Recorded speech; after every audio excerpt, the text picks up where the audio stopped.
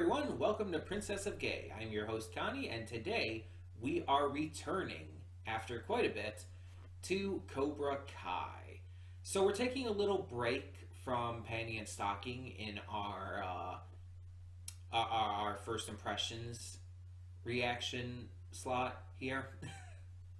We're taking a little break, just over halfway through the season, and we're going to come back with the final set of episodes after this, but we're going to take a little break and get to this first. So, we're finally back with season 2 of this. It's been a while, and I really have been wanting to see more. And there's like 4 or 5 seasons out now. It's like, Jesus. But from what I remember, last we left off, we had the big tournament at the end of season 1.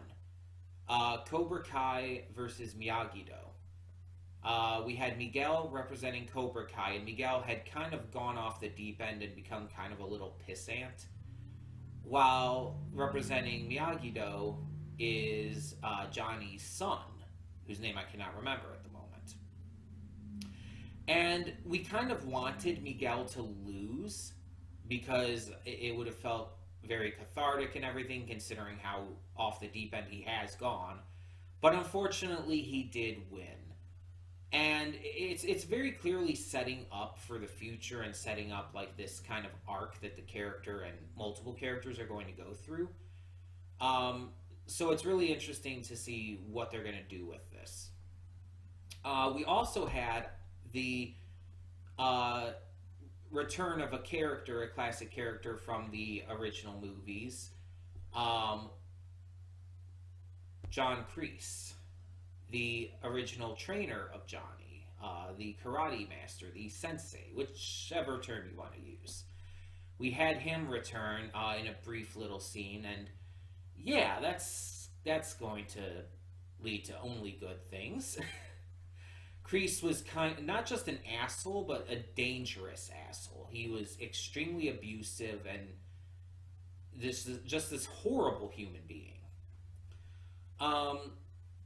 And I doubt they're going to go the same way they have with Johnny in this series and go for a redemption arc, because they're not just going to bring back all the bad guys from the original Karate Kid and just put them all through this redemption arc. It's like having Johnny do it. It's like, okay, fine, cool, that's good.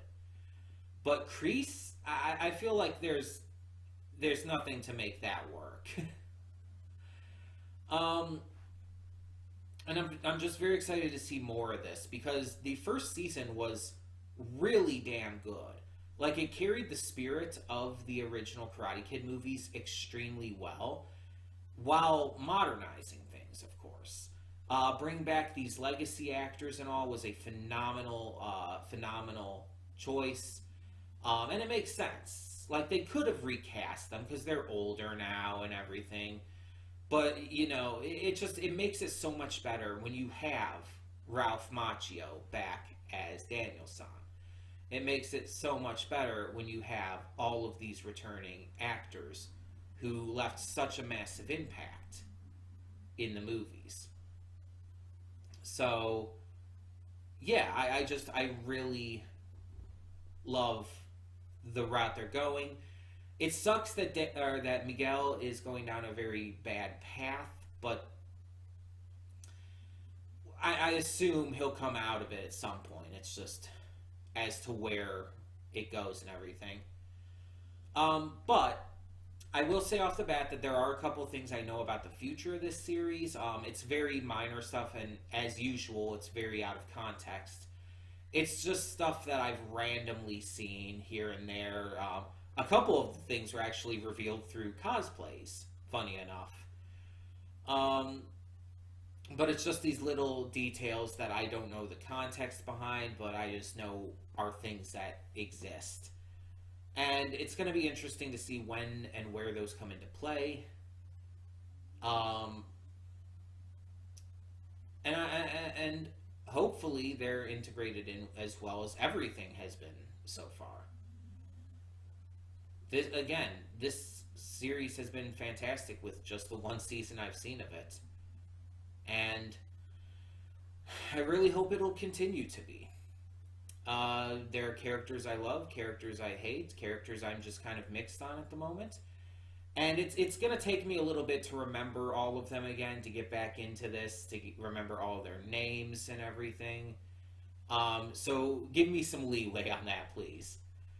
But yeah, after we finish this, we'll go right back to Panty and Stocking, so no worries there. That will be coming right back. But I'm excited nonetheless to get to this. I think there's 10 episodes. I think it's right around that. Um, and the series is like still about 30-minute episodes. I don't think that ever actually changes. I don't think it like gets longer episode run times at any point, but I might be wrong. I don't know. But it is still about 30 minutes or so for each episode right now, which is it's really good. And for the time being, it's like that does help with keeping my schedule ongoing and keeping things set properly for where I'm at right now. So, we're just going to get this going and hope for the best. When the screen fades to black, pause this redirect and go to the description below. Follow the link to the reaction, and after you watch it, come back here to the redirect and resume play. Because after it fades to black and then fades back in, everything from that point forward will be my afterthoughts and will contain spoilers to the episode. So, that being said, thank you so much for tuning in, and I will see you at the reaction. And we are back, and we'll begin with spoilers in 3, 2, 1, now. I mean, I understand that how else are you going to keep Kreese in this story? Like, because if Johnny just kept refusing and everything, it's like there's nothing Kreese could do. Right? Short of like starting his own karate school. But that's not what Kreese wants. He wants Cobra Kai. So they gotta keep this going somehow, and the only way to do that is for Johnny to be manipulated and lured into working with him again. But I still fucking hate it.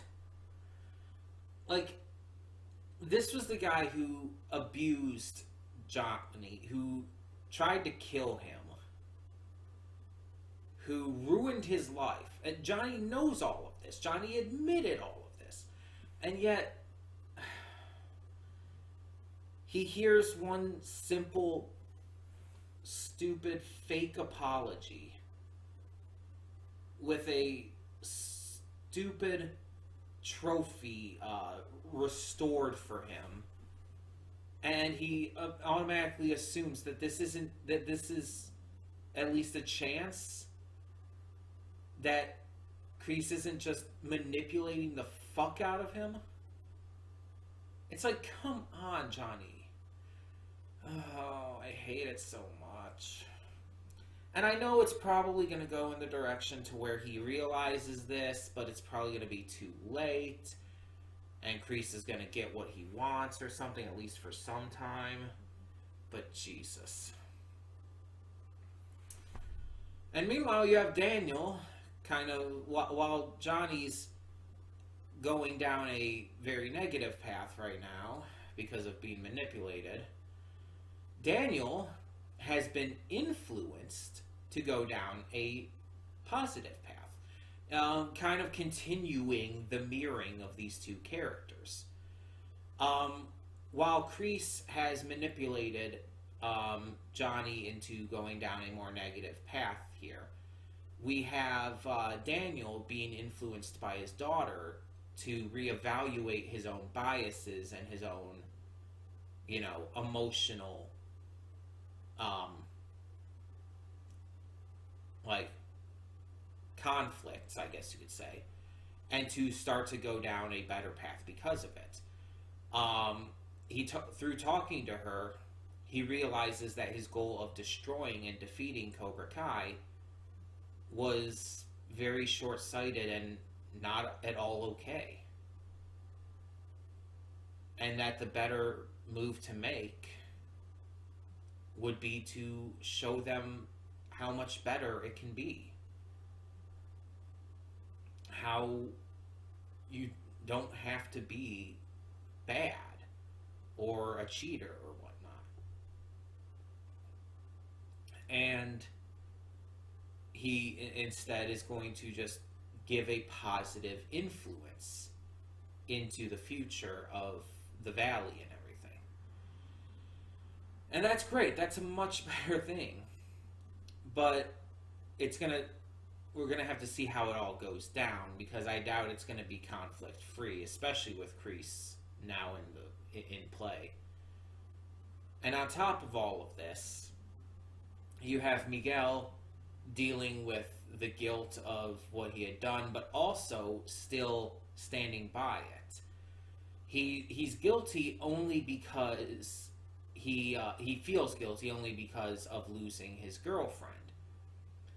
But at the same time, he's still standing behind his actions, and even confronts Johnny about it after he and Hawk are, well, themselves confronted about it. After they're confronted and punished for their cheating by Johnny during a training, he goes to Johnny and asks what that was all about, and, well, he gets an answer. Though, unfortunately, it's not one that I feel is going to turn him around all that quick. He's definitely in the middle of a character arc here, and he needs to fall maybe a little bit more first before he can rise back up. And he definitely will. I definitely believe he will. But it's going to take some time. And we kind of just see the aftermath of the tournament and what everyone's kind of getting into, how everyone's feeling about it, and just setting up for the future with Kreese very clearly planning to wrestle control of Cobra Kai away from Johnny. Like, that's very blatantly clear. I don't know if he's going to succeed in that, but he's definitely going to try. We'll have to see how that goes down. But this was a very strong start to the season. It was upsetting because of Johnny being manipulated again and falling for it, but it was still a very strong start nonetheless. And once again, it just made me realize what I fell in love with in season 1. It just allowed me to see that classic Karate Kid in the modern era with these same legacy actors grown up and everything, and it's like they're just as good as ever. They're just as good as ever. And Kreese, the actor he's still, I don't know his name offhand, but he's still just as good. He's still just as manipulative, just as evil, just as terrible. It's like, oh my god, like the diner. Oh my god, when he said that to the waitress, oh, I think I kept it in pretty well there, but my blood boiled when he said that. And just like everything he was saying and doing during the diner scene and everything, it's like, this dude is just like, of course he's the stereotypical boomer type of character. With the shit he's saying. Kids today have become too soft. They're pussies. It's so soy. Stupid bullshit like that. Such a... I hate that there are people like this in real life, you know? The fact that these kind of people exist in reality just bothers the shit out of me, because it's so cartoonishly bad. They are so cartoonishly evil and disgusting and horrible. And it's like, how can real people be that bad? And I mean, obviously, yes, there are people who are worse in a lot of different ways for a lot of different reasons. But it's so cartoonish. It's so over the top. And it just astounds me. And he tries to use his military background as an excuse for this shit, and it's like, oh my god, I hate people who do that. I hate former soldiers, veterans and all, who like to use their military background as an excuse for acting like a piece of shit. And it's like, that's not an excuse. I've seen shit. I've been in all of these wars and military situations. It's like, you can't blame me for that. It's like, yes, we fucking can. Being in the military does not excuse you being a fucking twat.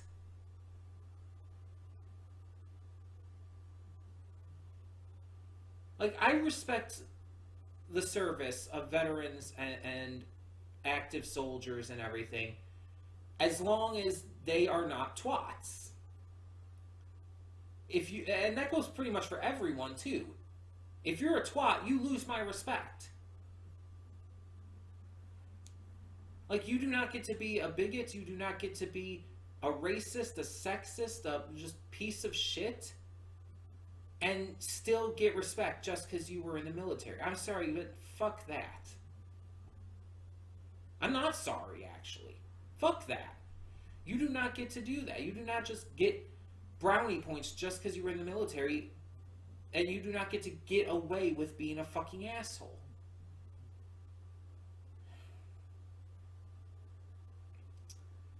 So, yeah, it's very clear I hate him. But I hated him in the original movie and everything as well. So it's like, it's not a surprise. It's just the actor plays it well. A little too well sometimes. Ooh. And obviously, nothing against the actor. It's just, it's acting and all. I'm sure the actor's fairly nice. At least I hope so. But, yeah. Either way, tell me in the comments below, what did you think of this first episode of Cobra Kai Season 2? And for now, I'm Connie, and I'm signing off. See y'all next time.